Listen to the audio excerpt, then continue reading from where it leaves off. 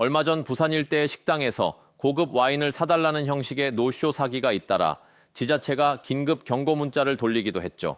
이제는 프로야구단 사칭 노쇼가 일어나는가 하면 주로 식당이던 피해 대상이 일반 도소 매점으로까지 확장되는 추세입니다.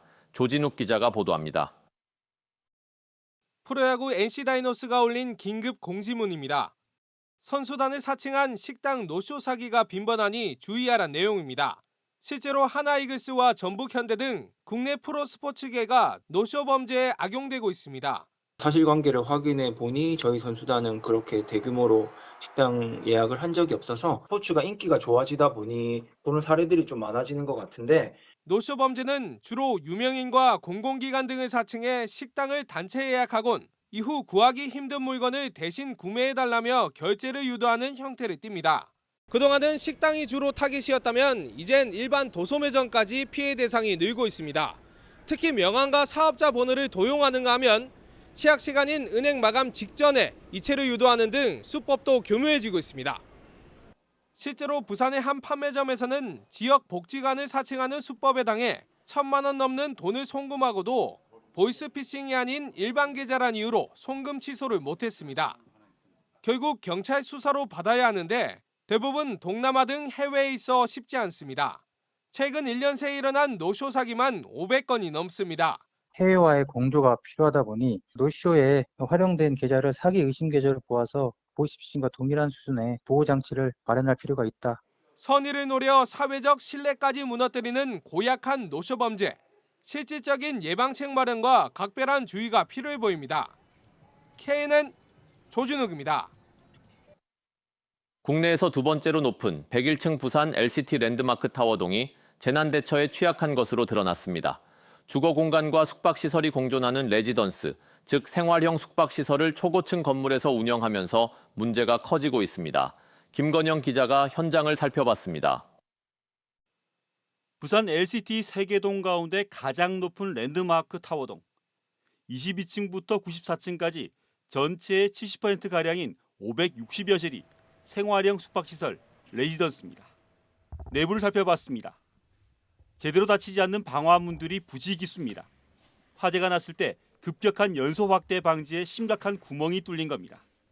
비상용 승강기는 침구 수거용 카트 운반용으로 전락했고 승강기 앞 공간의 물건 적치 금지 경고문도 무의미해졌습니다.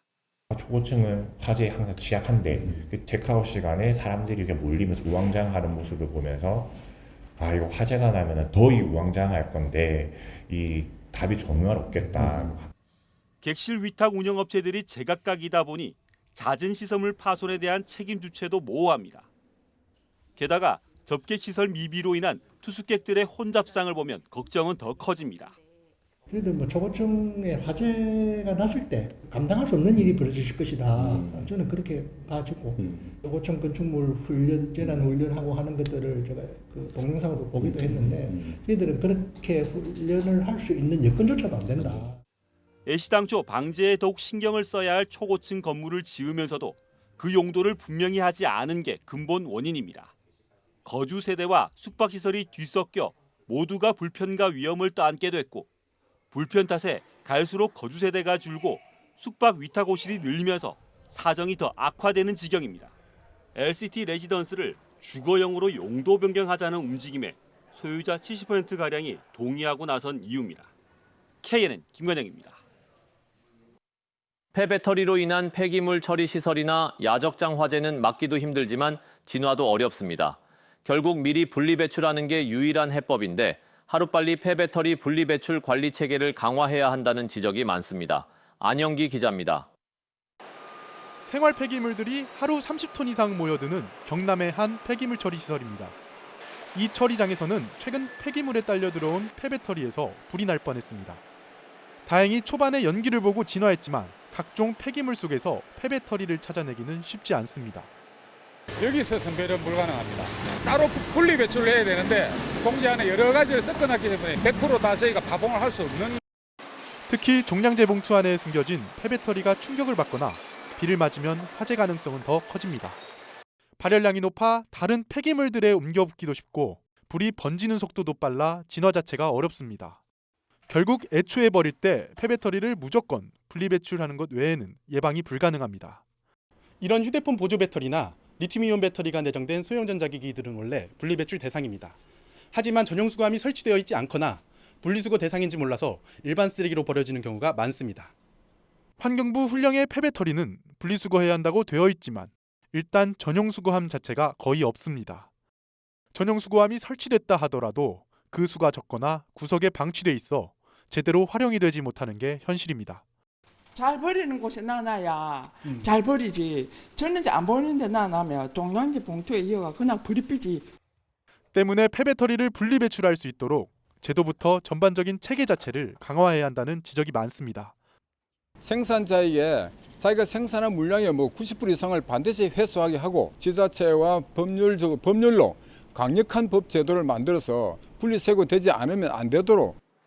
스마트폰과 태블릿 등 배터리를 사용한 전자기기가 갈수록 늘고 있는 만큼 잇단 대형 화재로 이어지고 있는 폐배터리 화재를 막기 위해 보다 적극적인 노력이 시급합니다. KNN 안영기입니다. 오늘 오전 9시쯤 부산 중동에서 60대 A씨가 몰던 SUV가 멈춰있던 다른 SUV와 식당 외벽을 잇따라 들이받았습니다.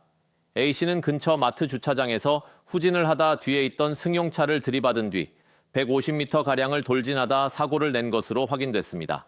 경찰 조사 결과 A씨의 혈중 알코올 농도는 면허 취소 수준이었습니다. A씨 이외 다친 사람은 없었으며 경찰은 A씨를 입건하고 자세한 경위를 조사할 예정입니다. 전국 아마추어 당구인의 축제인 넥센타이업의 3쿠션 당구대회 본선이 어제와 오늘 KNN 공개홀에서 열렸습니다. 결승전에서는 팀 고트가 팀 넥센타이어를 2점차 접전 끝에 누르고 최종 우승을 거머쥐었습니다. 지난해 처음 열려 올해부터 전국 권역별 예선전을 치르며 명실상부한 전국 규모로 확대된 이번 대회에는 지난해보다 2배 넘게 늘어난 740여 개 팀이 참가했습니다.